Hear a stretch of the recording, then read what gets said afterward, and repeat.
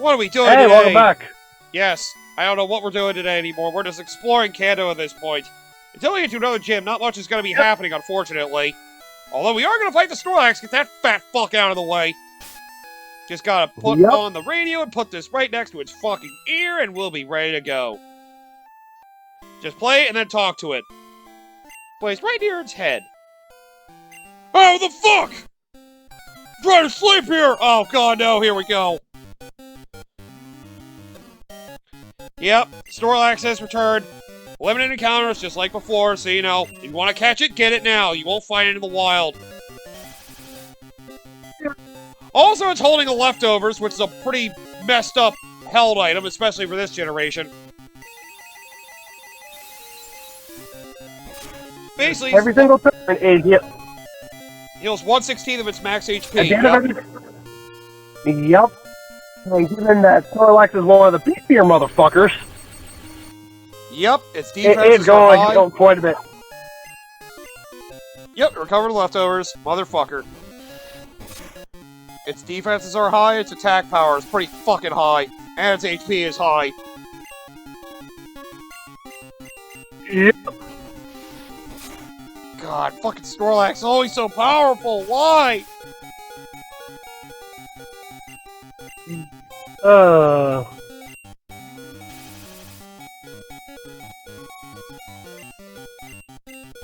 Yeah, just wait. You think this Snorlax is bad? Just wait till later on in the game. I'm dreading that battle already just thinking about it. Yeah. Like, you know what? I don't feel like going over the rest of these tier lists because it's like, you know what? Fuck it. I was gonna say, at this point, we'd probably just be naming off the rest of the Pokemon of the game at that point. Go to, like, Pokemon's pre-forms and... Because the only ones that matter, realistically, are the Ubers and the overused, maybe underused. Yep, those are the ones that really matter, but yeah. Last I went over a bunch of Pokemon and how useful they are, but... Yep. And why they're on certain tier lists. I will say, this is the first generation in a while they've actually tried to balance the abilities a little more. Yeah. Damn it, the thing is pressed! Fuck! No! I gotta watch it recover now. God damn it! Okay. Getting that list up. Yeah, we really are doing just a bunch of mindless running around and battling. That's the thing, like, there's not a lot of story stuff that happens in Kanto, but, you know, you're just looking to relax playing a Pokemon game. This is one of the best once you get to Kanto, because you're literally just going around just doing a lot of things you've done in the generation in the past. It's mindless, but at least it's fun. Yep. Mindless fun. But I'm pissed.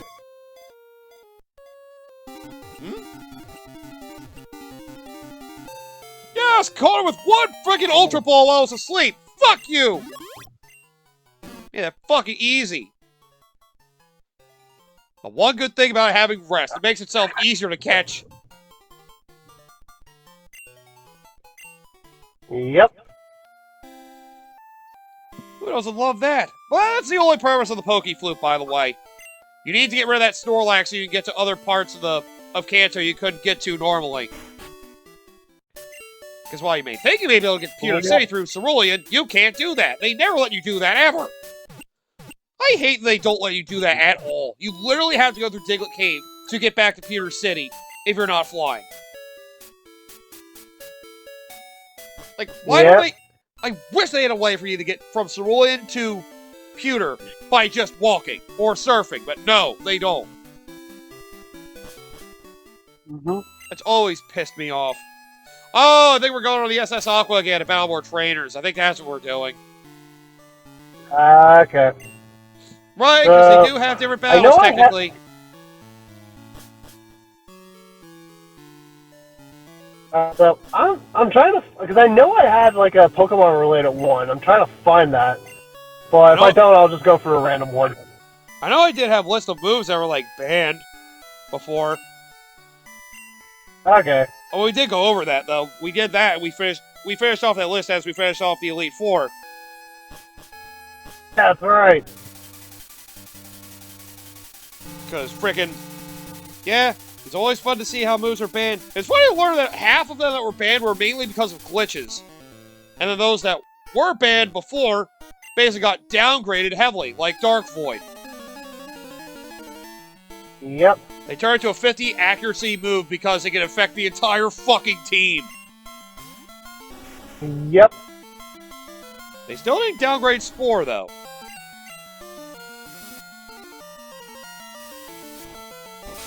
I'm curious how many Pokemon can learn Spore. That's fucked up. Basically, have a move that has a 100% chance of putting a Pokemon to sleep. Yeah, they downgraded friggin' Thunder Wave. So it's only a 90 accuracy move instead of 100. That's fair. But Spore didn't get downgraded? What the fuck? Nope. Not at all. Okay, the Paris line can learn it. The Shroomish line can learn it. Oh god, that's right, Breloom with fucking, Yeah, that was one of the... I remember that was a main strategy that was used a lot on Showdown when I first went on there. Oh god, that's terrifying. Fungus and Amoongus have it. Oh, that's why Amoongus is probably up high. It can get Spore. Yep, I wouldn't be surprised. More lull, that's Pokemon from Gen 7, I think, can have Spore. Oh, Toadspool can have Spore! Oh, God! A Toadspool Pokemon, the Grass and Ground Tentacruel, can learn fucking Spore, of course. Okay. So it's not that many Pokemon, but... it's still enough to be a problem. Oh, right, and Smeargle can learn fucking Spore, because of course.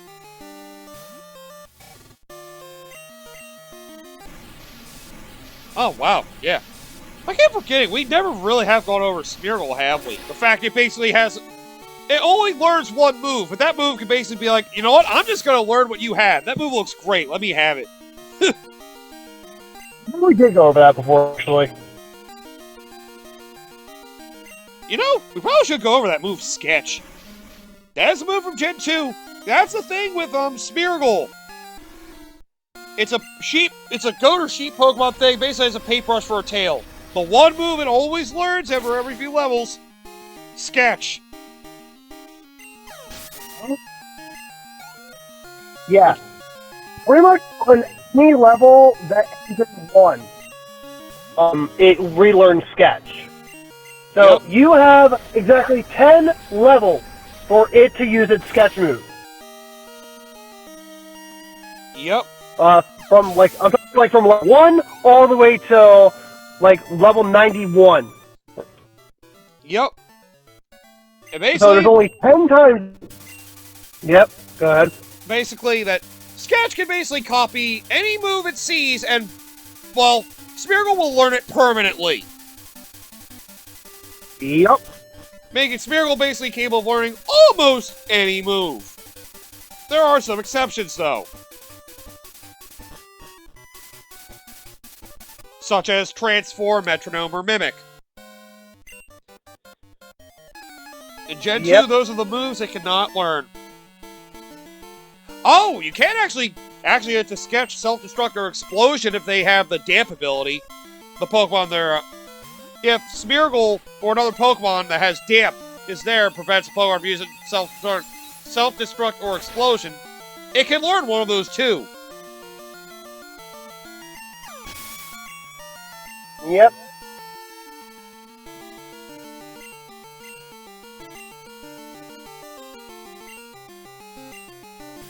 Oh, it can also not use Sketch a Pokemon that is transformed into something else. Hmm. Oh, and from Generation 4 through 7, it can now copy Metronome, Mimic, and Transform. Oh, okay. But Good to then, know. since Gen 7 Gen 8 and Gen 9, they have not allowed Sketch to be moved because Smeargle has not appeared. So basically, you can Sketch and learn any single move. However, in Generation 7, apparently, Hyperspace Fury and Dark Void are unable to be used.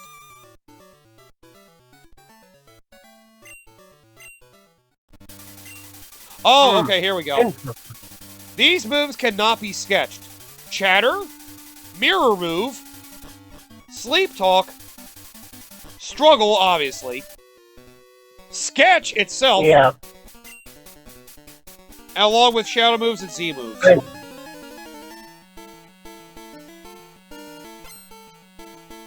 Alright, so the only moves that absolutely cannot learn through Sketch at all are Mirror Move, Chatter, and Sleep Talk.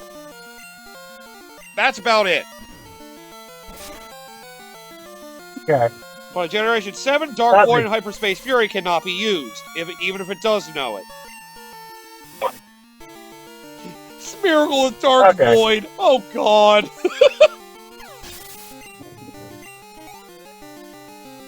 That's fucked up, man. But again, they probably aren't able to use the Gen 7 because they didn't allow them to be added to the metronome pool anymore. Yeah. I wouldn't be surprised. But yeah, Sketch, you can basically take Smeargle and come up with any fucking strategy you want.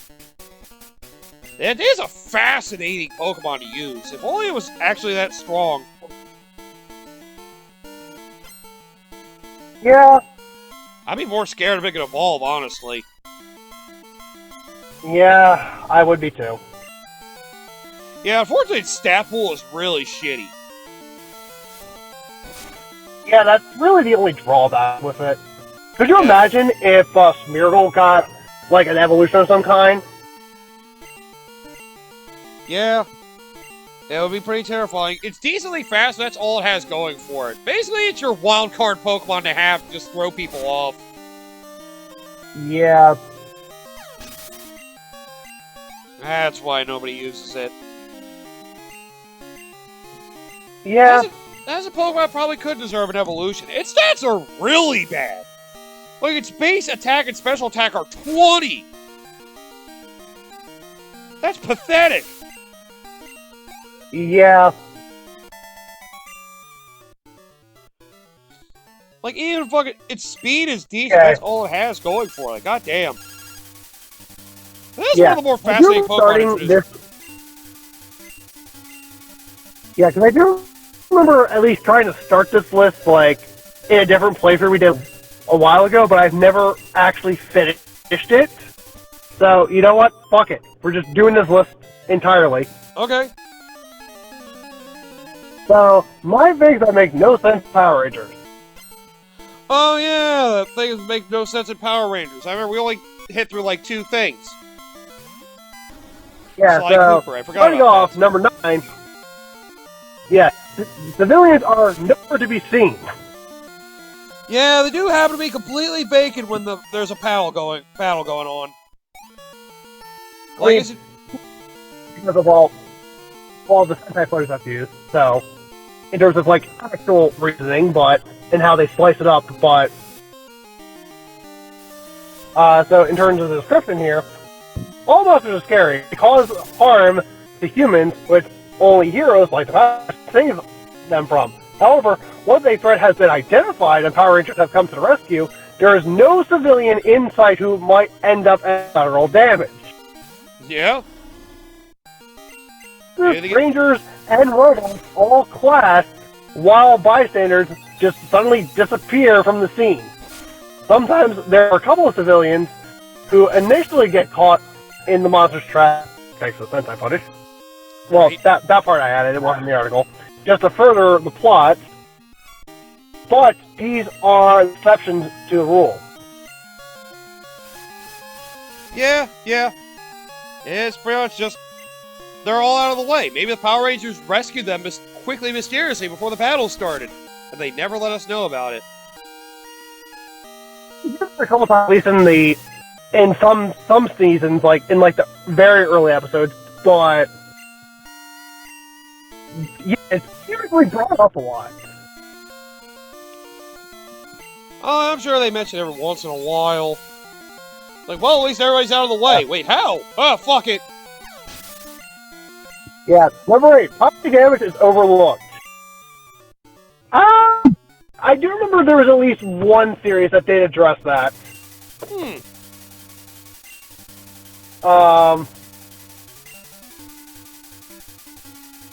I forget which series though, but I'm sure there'll be a editor's note here somewhere for it, because I can't for the life of me remember. I know it was relatively recent. Oh boy, that'll be fun for me to look into. That's gonna be fun! Yep. I forgot they actually did a Power Rangers special watch recently. And it was to honor the life of the original Yellow Ranger, I think? Yeah, trying, yeah. Because she died in like 2001 or something like that? Car crash, yeah. I always forget. Although the special was filmed prior to JDS passing the original Green Ranger, they did also dedicate him at the end, like as a memory thing as well. Okay, so you did watch that special? Yeah, I did. Okay, at least from what I heard, it was good. It was really good. I will say there, without going into super spoiler details. Right. There's a lot of elements I like. There's some I do wish there was some aspects that they could have improved on. Right.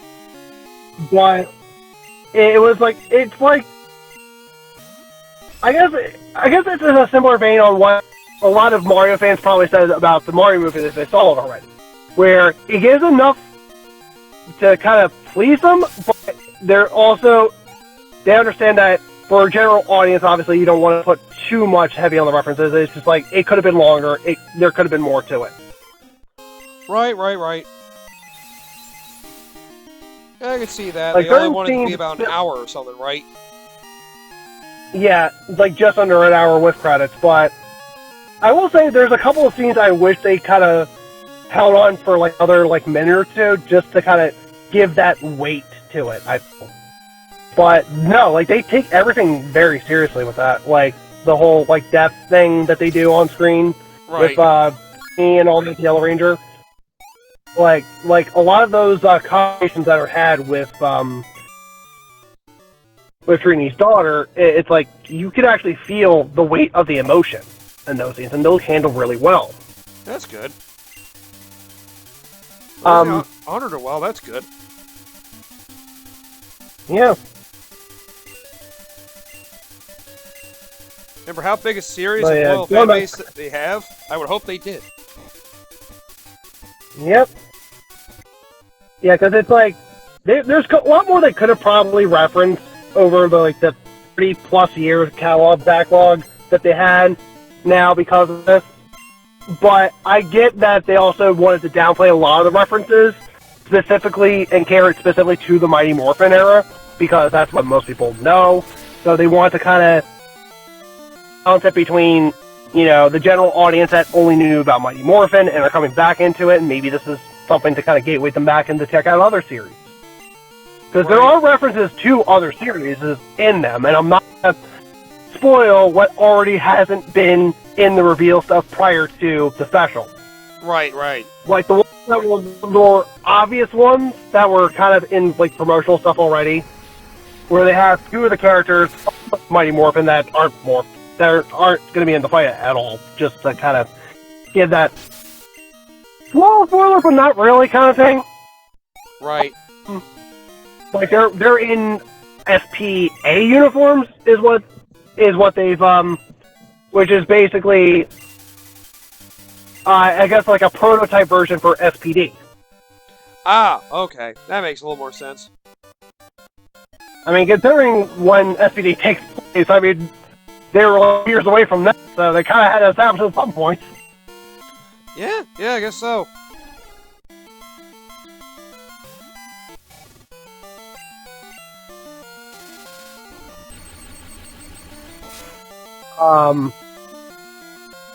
Well, anyway, back to the list. Yeah, go ahead.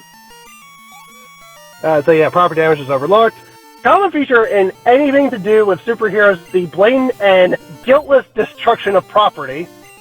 Be it movies like The Avengers or The Batman, TV series like Moon Knight, or anime like My Hero Academia. Right. The physical destruction of property is a common byproduct of the fight for vengeance, justice, or truth. Yep. The government does not. Yeah, the government does not reprimand the Power Rangers or ask them for compensation. They're not held responsible for the damage they do to the infrastructure of the cities and the lives of homes of the people who live there. 13 years of attitude. What do you expect? I don't say also, I guess to make your research a little bit better, easier to do instead of like I would probably highly suggest and shout out to this guy, Linkara's History of Power Rangers, because he summarizes pretty much every season up to this point. Damn. So it's got to make it a little bit easier for you. I guess it would. Just watch all that. Yeah.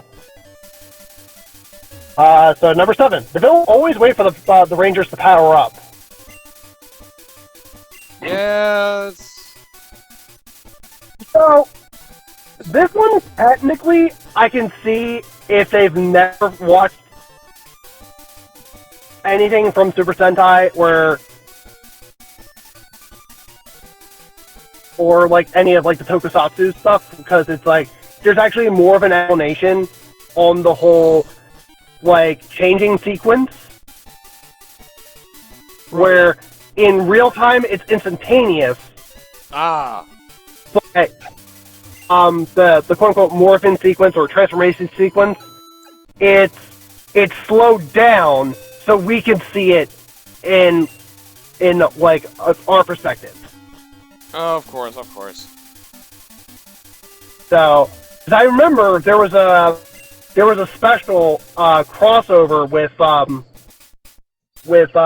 Gokaiger, which is the Sentai that Super Mega Force was based on.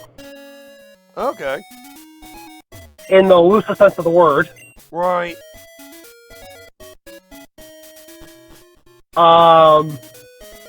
They had a crossover with one of the Metal Heroes. And when the Metal Hero transformed, they actually gave that explanation of because they showed he instantaneously transformed into his metal form, Metal Hero form. And then they it was instantaneous, but then they rewound the scene, and then instead of slowing down the entire footage, they acted the transformation sequence as if that was being done in real time in terms of the whole transformation sequence, but everything else around it was down. Oh, okay.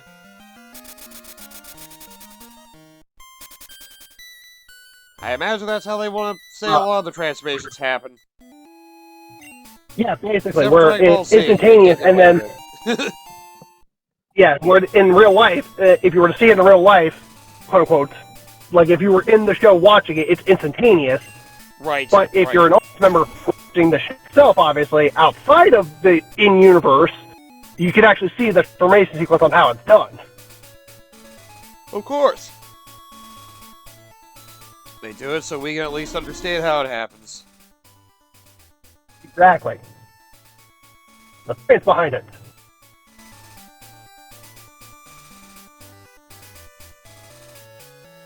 Alright, so one of the most, if not the most ridiculous things in all the Power Ranger series, much like that in Winx Club. Okay, I guess they did something about the Winx Club at some point. I guess. Is that the villains always wait for heroes transformation. This lengthy process includes costume change, the handling of weapons, and a self-introduction. Okay, the introduction I can give you on that one. Yeah, right. Any villain worth their salt would prefer to attack during this time and to get the fight over and done with, increasing their chances of actually winning the battle villains also wait for the Rangers to play Tetris with their vehicles and make one huge robot before attacking. I imagine that's also done pretty much instantaneously. Well, no, the Megazord sequence, no, that's all done in real time. Oh god, they really just let him do that? God damn. Yeah. So yeah, that part I will give them. But I will also say, technically, the Ranger, which is the SPD equivalent for Sentai, there was a villain that actually did during one of the Rangers' morphs, which was a movie exclusive one. Ah. He shot her mid-transformation and killed her. Oh, wow. And she died while transformed, yeah. Jeez.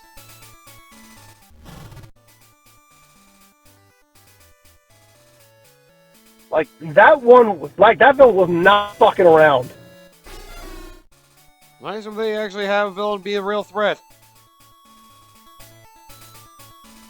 Yep.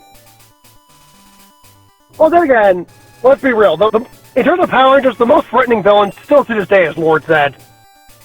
Yeah, yeah. What about the one from space? What, Dark Spectre? Or Shanma?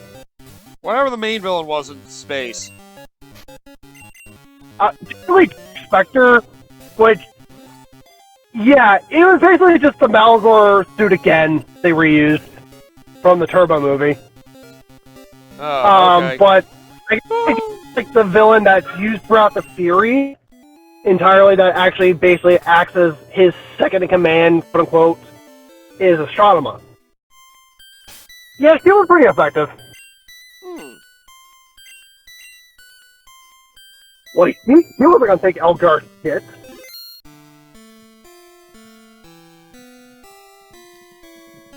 I figured the villain had to be at least something competent. If the series is that memorable, I hope the villain would be memorable as well. Just a lot of things about In Phase was memorable. I figured. I mean, it was a very well written season, so of course it'd be memorable.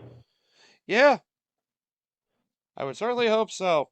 So anyway, we'll go over the rest of that list and more stuff next time. Yep, we still have a lot more exploring to do, so not really much to go over except more trainers to fight. We may encounter some new Pokemon like Ledian we ran into and all that. Evolve form of Ledibon. Yep, I just showed on the Pokedex. We could go our way to hunt down Murkrow and Houndour, who are available in Kanto. Why we have to wait till now to get them? I'll never understand. But fuck you anyway. See you guys next time.